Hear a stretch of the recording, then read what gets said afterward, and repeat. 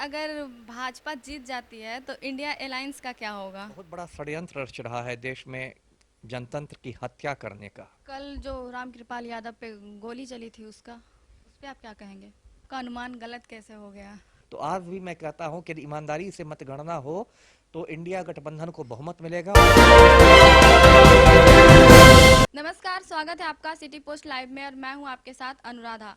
लोकसभा चुनाव खत्म हो चुके हैं और एग्जिट पोल की बात करें तो इस बार एनडीए सरकार बनाने जा रही है। तो इस पे बातचीत करने के लिए है हमारे साथ पूर्व आईपीएस अमिताभ दास।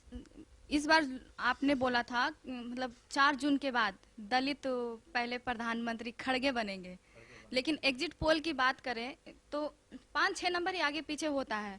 इस पे एनडीए तीसरी बार भी एनडीए सरकार बनाने जा रही है, इस पे आप क्या कहेंगे?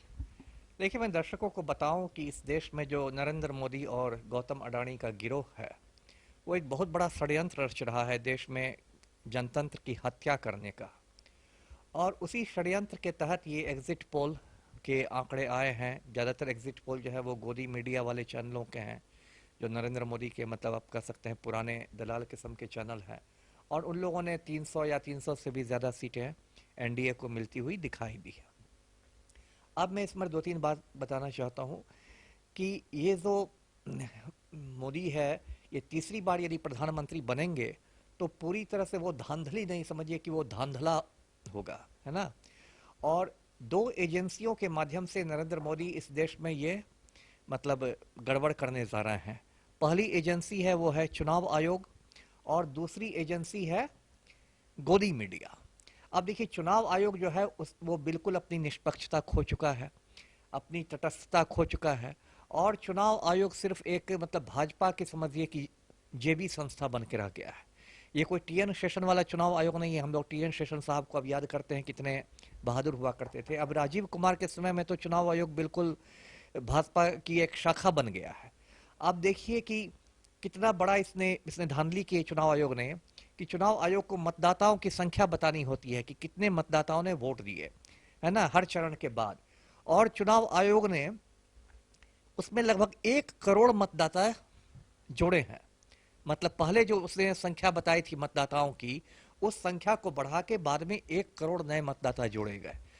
तो ये मतदाता आए कहां से, है ना। साफ है कि इन मतदाताओं को लाकर मतगणना को प्रभावित करने की कोशिशें की जा रही है। दूसरा जो गड़बड़ हुआ है वो वीवीपैट के मामले में हुआ है। वीवीपैट में दर्शकों को बता दूं कि एक पर्ची होता है, voter verifiable paper audit trail. जब कोई ईवीएम पर बटन दबाता है तो उसके साथ वो पर्ची निकल जाती है, वीवीपैट की पर्ची 8 सेकंड तक रहती है, फिर अंदर चली जाती है। तो मांग की गई थी सुप्रीम कोर्ट में कि वीवीपैट का 100% मिलान किया जाए, जिससे कि लोगों को संतोष हो कि जो हमने वोट दिया था उसी पार्टी को वोट गया है।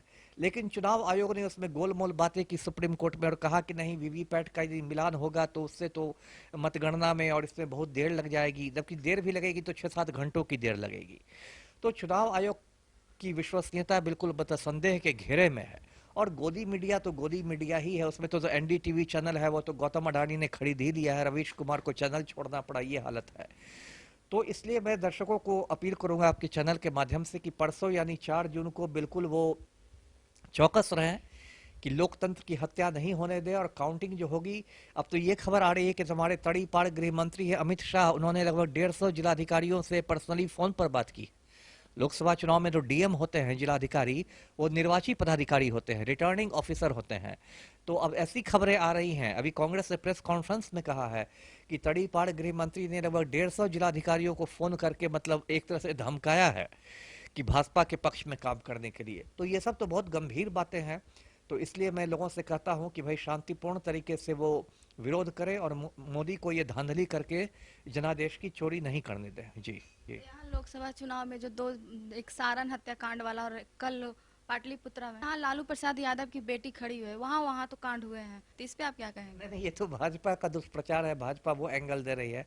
सारण की बात तो मैं दर्शकों को बता दूं, उसमें राजद का कार्यकर्ता ही मारा गया, चंदन यादव। और उसमें जो राजीव प्रताप रूडी हैं वहां से भाजपा प्रत्याशी, उनके समर्थकों पर गोली चलाने के आरोप लगे हैं भाजपा कार्यकर्ताओं पर। ठीक है, वहां से लालू की बेटी लड़ रही है, रोहिणी आचार्य, सबको मालूम है। लेकिन इसका ये मतलब नहीं कि उसमें रोहिणी का कुछ हाथ हो। तो इसलिए भाजपाइयों को इस तरह की बातें नहीं करनी चाहिए। भाजपा में तो ब्रजभूषण शरण सिंह जैसा गुंडा मवाली सब सांसद बन के बैठे हुए हैं। भाजपाई लोग गुंडागर्दी पर ज़्यादा नहीं बोले, वही अच्छा है। और कल जो रामकृपाल यादव पे गोली चली थी उसका, उस पे आप क्या कहेंगे? ठीक है, उसकी जांच चल रही है। ये वो डोभी सड़क पर गोलियां चली थी कथित रूप से, और उसमें 9 लोगों को नामजद अभियुक्त बनाया है पुलिस ने। एफआईआर हुआ है तिनेरी मठ के पास। तो उसमें अब ये तो देखिए है ही कि बिहार में अराजक स्थिति है और बहुत हिंसा हो रही है। अभी देखिए 5-6 रोज पहले पटना लॉ कॉलेज में एक छात्र नेता की हत्या हो गई, हर्ष राज की। तो बिहार में अराजक स्थिति तो है ही, इसको मिलके सबको रोकना पड़ेगा। लेकिन फिर मैं आपके चैनल से माध्यम से कहता हूं कि नरेंद्र मोदी इस बार जनतंत्र पर डाका डालने जा रहे हैं, तो उनको डाका डालने से सबको रोकना होगा। जी। तो इस बार आपका अनुमान गलत कैसे हो गया? अनुमान कहाँ गलत है? आप बोल रहे थे कि पहली बार दलित प्रधानमंत्री बनेंगे 4 तारीख को। यदि ईमानदारी से चुनाव हो, मैंने तो ये मानकर कहा था ना कि चुनाव ईमानदारी से होगी, मतगणना ईमानदारी से होगी। तो आज भी मैं कहता हूं कि यदि ईमानदारी से मतगणना हो तो इंडिया गठबंधन को बहुमत मिलेगा और मल्लिकार्जुन खड़गे देश के प्रथम दलित प्रधानमंत्री बनेंगे। लेकिन यदि चुनाव में बेईमानी हो जाए, ये नरेंद्र मोदी और गौतम अडानी का गिरोह बेईमानी कर दे, तब फिर मैं क्या करूंगा? अगर भाजपा जीत जाती है तो इंडिया अलायंस का क्या होगा? देखिए, पहली बात तो भाजपा यदि जीतेगी तो वो बेईमानी से जीतेगी, ईमानदारी से तो जीतेगी नहीं।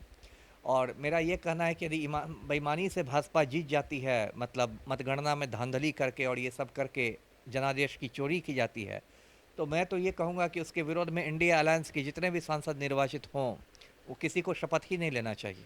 उनको संसद का ही बहिष्कार करना चाहिए, वो शपथ नहीं लेना चाहिए। क्योंकि जनतंत्र में सिर्फ संसद ही हर कुछ नहीं होती है, सड़क भी होती है ना। डॉक्टर राम मनोहर लोहिया कहते थे कि यदि सड़क सुनी हो जाए तो संसद आवारा हो जाती है। तो उनको संसद में जाना ही नहीं चाहिए, उनको सड़क पर संघर्ष करना चाहिए। और जो नरेंद्र मोदी और गौतम अडानी का गिरोह है उसको ललकारना चाहिए। आप इतना भाजपा के खिलाफ बोलते हैं, आपको डर नहीं लगता है कि अगर भाजपा जीत गई तो फिर क्या होगा? क्यों, 10 साल से भाजपा ही की सरकार है? ऐसे भी मैं सर पर कफन बांध के काम करता हूँ, है ना। यदि गर्दन भी कट जाएगी तो भूत बन के लड़ूंगा, मोदी को भूत बन के डराऊंगा। रहे थे पूर्व आईपीएस अमिताभ दास जी को, तो आप भी अपना ओपिनियन दे सकते हैं 4 तारीख को किसकी सरकार आएगी। तो फिलहाल इस खबर में इतना ही। आगे की खबरों के लिए बने रहे हमारे साथ। धन्यवाद।